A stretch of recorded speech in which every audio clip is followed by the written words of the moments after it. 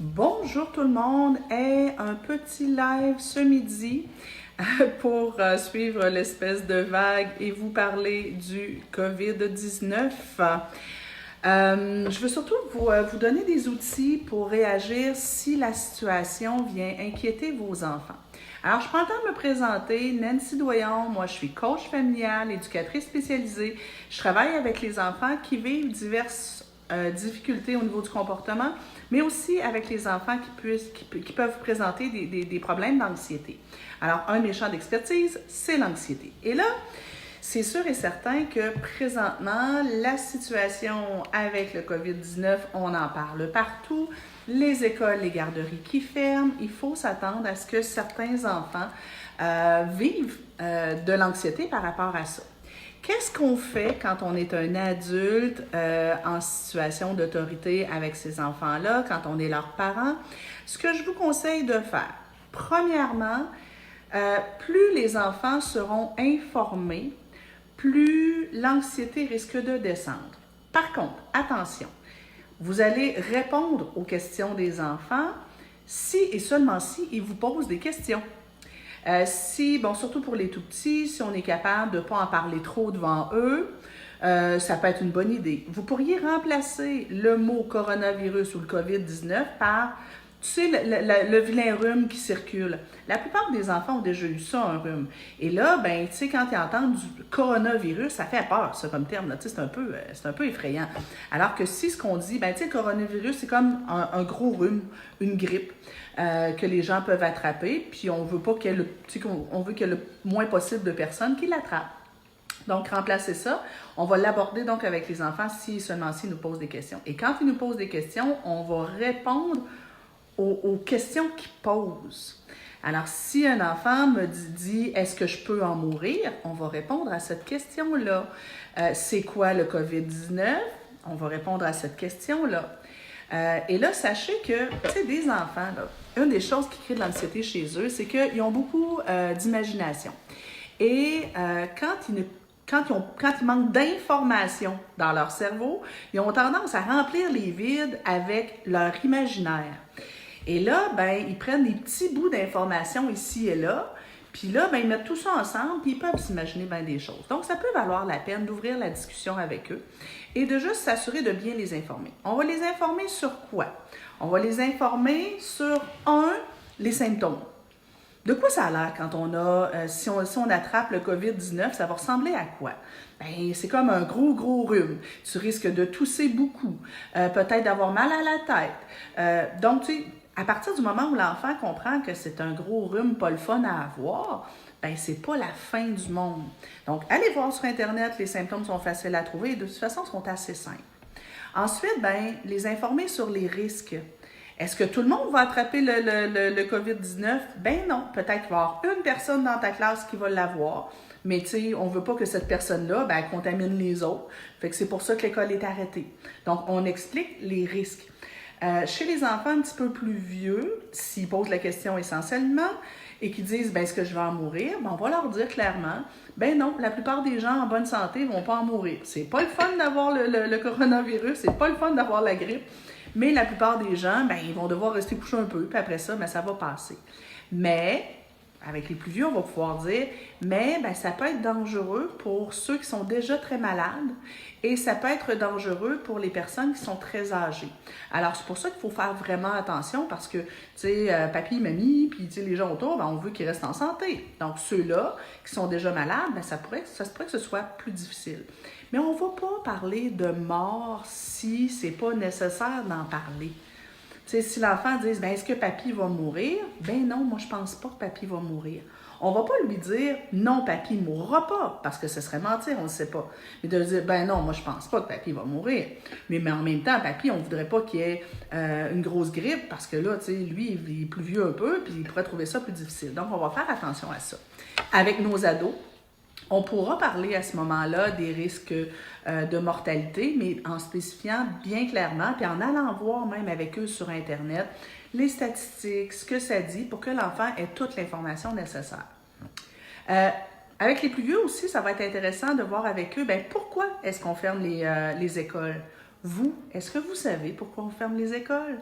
On ferme les écoles et les garderies et on empêche les grands rassemblements, pas parce que c'est de l'hystérie collective. Allez voir le post que j'ai écrit là-dessus. C'est en prévention. Pourquoi est-ce qu'on ferme les écoles? C'est pas parce que tout le monde est malade, c'est pour éviter que tout le monde tombe malade, pour éviter qu'il y ait de la contamination. Alors, on peut très bien expliquer à un enfant que, écoute, mon cœur, tu sais, si dans ton école, il y en a un qui a la grosse grippe, ben on voudrait pas qu'il partage ses microbes avec tout le monde.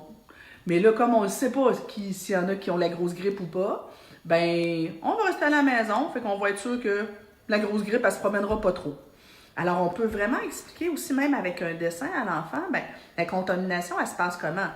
Tu sais, en fait, le COVID-19 est une des grippes qui est le plus contagieuse. Fait que là, on explique, ben, tu sais, si une personne dans ton école a la grippe, puis qu'il la donne à 3 autres personnes, puis que ces 3 autres personnes, il la donne à 3 autres personnes, puis qu'il la donne à 3 autres personnes, bien, ça va faire beaucoup de monde malade, ça, après. Fait qu'on est mieux que tout le monde reste à la maison. Fait que comme ça, on est sûr qu'il n'y a pas trop de contagion. Alors, les enfants, même les plus petits, là, même en maternelle, je pense qu'ils sont capables de comprendre ça. Mais encore là, on leur dit, si seulement s'ils posent la question. Alors, quelqu'un dit, merci d'en parler car mon fils a peur. Oui, je pense qu'il y en a plusieurs des enfants qui ont peur. On va aussi venir leur expliquer que, ben, une des raisons pour laquelle il faut fermer tout ça, c'est que même si on n'en meurt pas du coronavirus, c'est que s'il y a beaucoup de monde qui tombe malade, ben ils vont tous aller à l'hôpital. Mais là, à l'hôpital, à un moment donné, il va manquer de place dans les hôpitaux. Et là, s'il manque de place dans les hôpitaux, ben ils vont se retrouver mal pris. Puis si tout le monde va à l'hôpital parce qu'il a attrapé le coronavirus, ben les médecins et les infirmières, ils vont tomber malades aussi. Alors, il faut éviter qu'il y ait le plus possible qu'il y ait trop de malades. Et c'est la vérité, c'est ça. Le coronavirus n'est pas si dangereux que ça. Il ne faut vraiment pas paniquer avec ça. On ne va pas en mourir. Mais en même temps, effectivement, comme ça amène des problèmes respiratoires, s'il y a trop de gens infectés, ben, en plus de ceux qui ont eu l'influenza, puis en plus de ceux qui ont d'autres problématiques, les hôpitaux vont déborder. Et comme c'est très contagieux, le personnel médical va tomber malade, on va manquer d'infirmières, on va manquer de médecins bientôt. Alors, ce n'est que ça. On veut juste ne pas saturer le milieu hospitalier. Alors, si vous comprenez bien les raisons des fermetures, vous risquez de mieux transmettre l'information à vos enfants. Fait que là, je vous dis donc, premier élément, on répond aux questions et on donne de l'information. On va choisir des mots en fonction de l'âge de l'enfant et on va essayer de simplifier ça au maximum. Deuxième élément, si vos enfants ils sont inquiets, il faut qu'il y ait la possibilité d'en parler. Alors, installez-vous des oreilles de Dumbo l'éléphant pour écouter. Et je sais que comme parents, quand nos enfants sont inquiets, on voudrait donc bien pouvoir les rassurer. Mais avant de pouvoir rassurer nos enfants, il faut d'abord leur permettre de dire ce qui les habite. Alors, on écoute, on n'interrompt pas, on pose des questions. Qu'est-ce qui t'inquiète, toi? T'as peur qu'il arrive quoi? Comment tu te sens là-dedans? Eh bien, juste des bras rassurants, une écoute et de l'accueil, de l'empathie, au lieu de leur dire « Ben non, inquiète-toi pas, c'est pas dangereux ». Ce que je vais lui dire, c'est « Ah oui, ça t'inquiète? » Ouais, je pense qu'il y a beaucoup de gens aussi qui sont inquiets. C'est bizarre, tu sais, dans le fond, c'est pas vraiment dangereux, mais en même temps, ça fait tellement de grosses histoires, on en parle tellement partout que je pense que c'est normal que les gens ils soient inquiets. Hein? Puis toi aussi, ça t'inquiète? Ouais. Puis si vous êtes inquiet, vous pouvez le dire. Ben moi aussi, des fois, ça m'inquiète un peu. On en parle beaucoup, puis c'est stressant. Ou si vous n'êtes pas inquiet, ce qui est mon cas, je vais faire, ben, sais-tu quoi? Moi, ça m'inquiète pas vraiment. Et je t'explique pourquoi moi, ça m'inquiète pas vraiment. Mais, ouais, je te comprends. Ça peut arriver que... Donc, juste une belle écoute.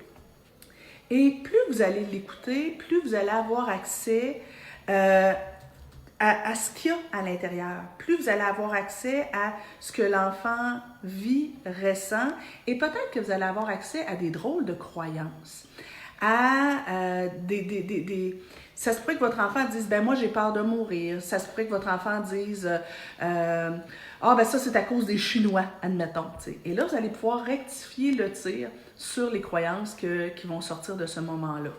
Dans le pire des cas, ça va juste faire un beau petit moment doux où votre enfant va comprendre que, ben sais-tu, mes parents sont à l'écoute de moi et dans le meilleur des cas, l'enfant va pouvoir livrer ce qui l'habite, ce qui l'inquiète et peut-être même s'en libérer. Vous pourriez même demander à un enfant de dessiner. Dessine ce qui t'inquiète ou écris-le. On dirait que parfois, quand on a des émotions intenses, quand on les met, quand on les dessine, quand on les écrit, c'est comme si ça nous permet de s'en libérer un peu et ça devient à l'extérieur de soi. On le dessine, on l'écrit, on chiffonne ça, on le jette et ça fait du bien. Marie, je pense pas que ce soit si cave que ça. Le coronavirus, c'est un virus qui peut être dangereux pour des personnes âgées et des personnes qui ont déjà une maladie. Et comme je l'ai expliqué dans un post précédent, s'il y a une grande contagion, ben nos hôpitaux vont déborder. Et si les hôpitaux débordent, ben les médecins vont se retrouver, comme en Italie, à devoir choisir qui soigne et qui ne soigne pas. Je pense que ceux qui ont pris les décisions de fermer les écoles, ceux qui ont pris les décisions de fermer les garderies et de demander aux gens de limiter les rassemblements, ont pris le temps de peser le pour et le contre et sont bien informés et ils savent pourquoi ils le font. Et tout ça se fait en prévention pour éviter qu'on se retrouve dans la même situation que la Chine ou l'Italie. Je trouve pas ça si cave que ça. Donc, je vous ai dit, 1, informer. 2, prendre le temps d'écouter et d'accueillir vos enfants. Ensuite, 3, ben, pouvez-vous fermer la télé? Écoutez les nouvelles quand les enfants ne sont pas là. C'est sûr que si la télé joue à LCN en permanence et que vos enfants jouent à côté, ça garde un espèce de climat de terreur autour dans l'ambiance. Et les enfants sont extrêmement sensibles à l'ambiance familiale.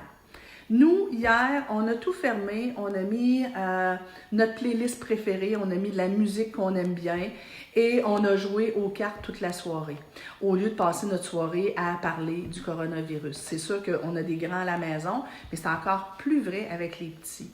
Donc, vous voulez écouter les nouvelles? Super! Écoutez-les de temps en temps, loin des oreilles des enfants.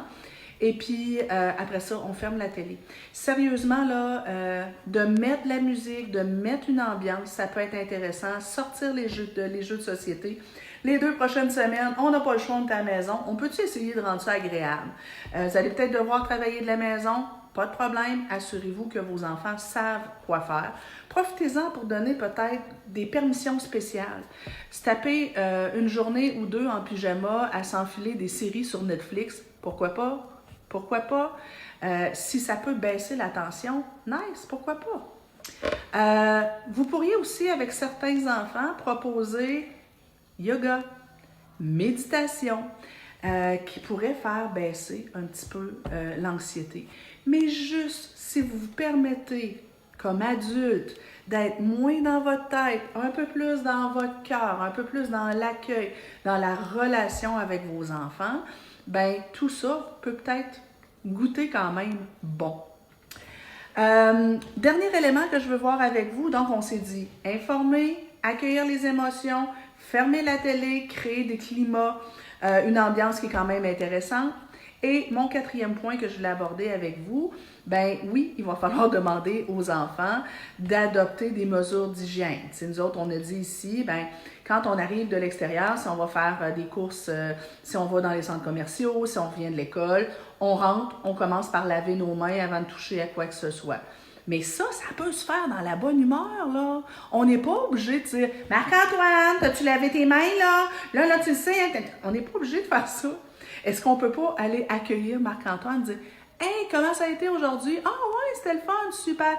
Écoute, viens, on va laver tes mains, mon cœur. » Et juste de le dire en blague, dire « Ah, il y a peut-être des petits microbes là-dessus. Fait qu'on va enlever les petits microbes parce que ça ne me tente pas de tousser, moi. » Et juste verrez ça en blague.